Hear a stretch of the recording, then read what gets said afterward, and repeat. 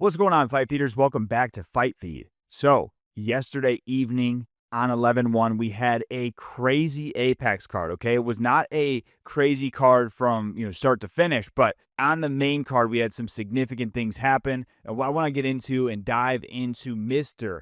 Salsa Boy himself, Waldo Cortes-Acosta, who gets a huge win in the co-main event, guys. So, this fight starts off, it's between Waldo Cortes-Acosta, Ante Delija. These two are kind of going back and forth. They're scrapping in there, swanging and banging. They get up against the cage. Waldo Cortes-Acosta's got his back against the cage. Ante Delija starts unleashing a bunch of fucking combos, and they are swanging and banging. Cortes-Acosta is trying to return his own. He's throwing some hooks, some overhands, and pretty rapidly, these two get after it. Suddenly, it seems like Ante just landed something that has basically put Waldo Cortes-Acosta out of commission. And he's got his back against the cage still. He's not dropped or anything, but he's covering up. Like, he's just kind of showing up and getting connected on, and Ante Delija throws the kitchen sink at this guy. And Mark Smith steps in. Ante Delija gives him like a little, and runs off, right? He runs and he's screaming. He's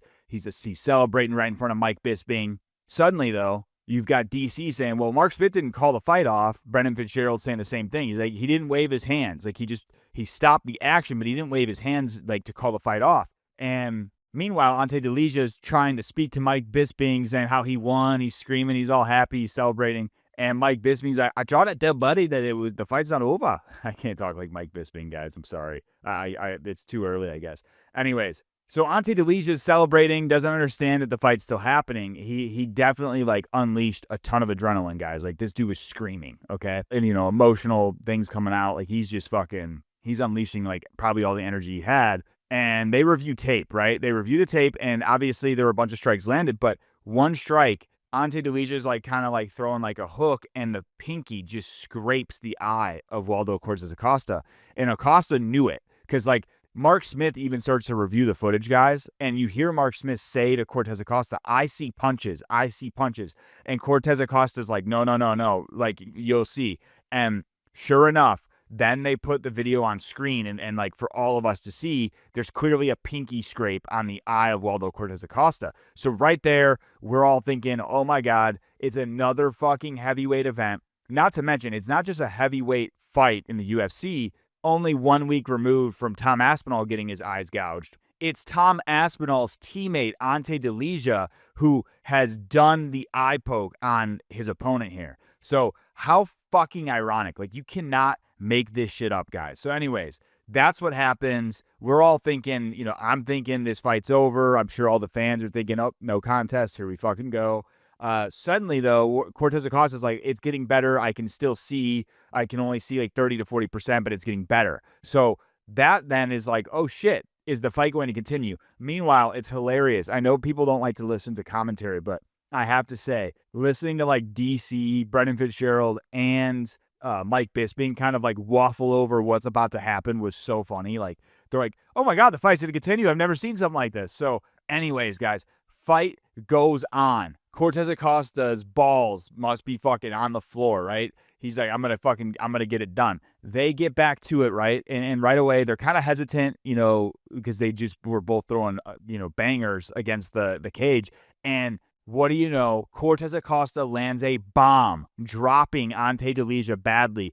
Ante Delija tries to get his wits about him on the ground. Cortez-Acosta comes in, lands a couple solid hammer fists to the side of the ear of Ante Delija, and Ante Delija is out. KO win for Cortez-Acosta, guys. You cannot write this any better. You cannot make this shit up. Cortez-Acosta sticks it out, gets a massive KO win, grabs his injured eye immediately after. And guys, this is actually, I think, something that's super fun about the Apex cards. A lot of people don't want to watch these, but when you miss the Apex cards, guys, you will miss fights like this. You will miss really good performances, regardless of there being some Apex cards where you have a bunch of sloppy decision fests, which tends to happen. There's a lot of matchups on Apex cards where I feel like this occurs, but regardless of that, you still do have some diamonds in the rough. And every Apex card, there's always a really good knockout or a really good performance. And guys, if you're a true fan of the sport, these things are so crucial because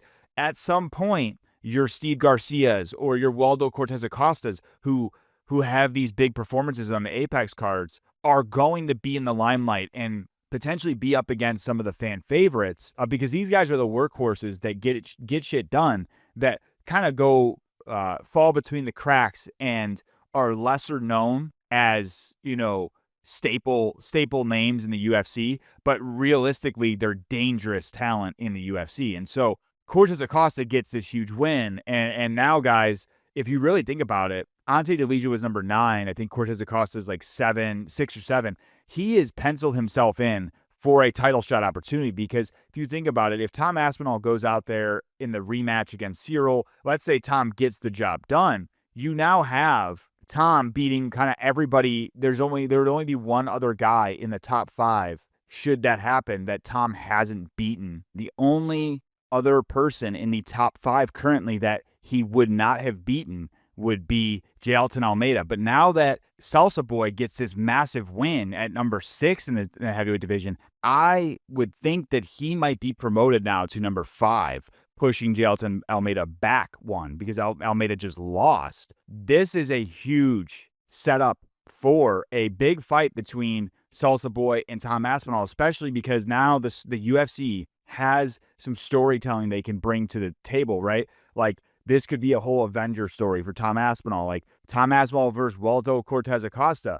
Waldo knocked out notable teammate of Tom Aspinall, Ante Delija, and now there's a huge fight that could be set up between these two, and I think that it could be a super fun fight actually as well. I do think that Tom Aspinall brings a lot more challenges to the table than Ante Delija, but regardless, I think it could still be a fun scrap, especially because Cortez-Acosta, guys, even while having an eye scrape and getting landed on, this dude is tough as shit. Like, he just does not go down. Like, he's got a chin of granite. And I think it will be a fun fight between those two if they end up doing that matchup. But Tom's still got to get through Cyril Gane in the rematch whenever they do book that. So overall, guys, this was a massive fight, I feel like, even though some controversy, and then also you have, it's an Apex card, right? So, and it's an Apex card a lot of people were shitting on. So not a lot of eyes, I'm sure, but this is going to be a big moment, I think, and I know the UFC is definitely going to use this to their advantage from a marketing perspective. So all I got to say, guys, make sure you tune into Apex cards when you can. I know that there's going to be some that are slop fest that you're not interested in, but big moments like these, even if you have a Apex card that's got 10 decisions that are sloppy, boring, there will be a couple diamonds in the rough that end up being significant for, some of these guys that are coming up the ranks. You have like Steve Garcia, Waldo Cortes-Acosta. These guys have big moments on Apex cards quite a bit. And I feel like they kind of fall between the cracks where a lot of people don't know them or know of them. But in reality, they've continued to rise up the ranks. And now they're kind of right there for potential title contention at some point. And I think if you miss these cards, you miss those moments of seeing how good some of these guys are. And then that can make for, if you're doing predictions or bets later on, you might miss some of those details of how good they actually are and make bad decisions in the future. So I'm going to call out, don't buy into the shitty, take of like, hey, every Apex card sucks, because they don't. There's a lot of fun ones. There's a lot of fun highlights. And guys, like I said, I always say on here, I would rather have an Apex card than no card because I love to watch the fights. So I'm always going to tune in and I'll give you guys my thoughts and recap, but would love to hear from you guys if you got a chance to watch this card. Any big moments that you want to call out, let me know what you guys thought of the co-main. I'm going to make a separate video about Steve Garcia because he is looking like an absolute beast, but would love to hear from you guys nonetheless. Make sure to give this video a like, and please subscribe to Fite Feed if you haven't already so you can stay on top of all the new MMA content that I'll be posting. Thank you all. Love you guys, and I will see you guys in the next one.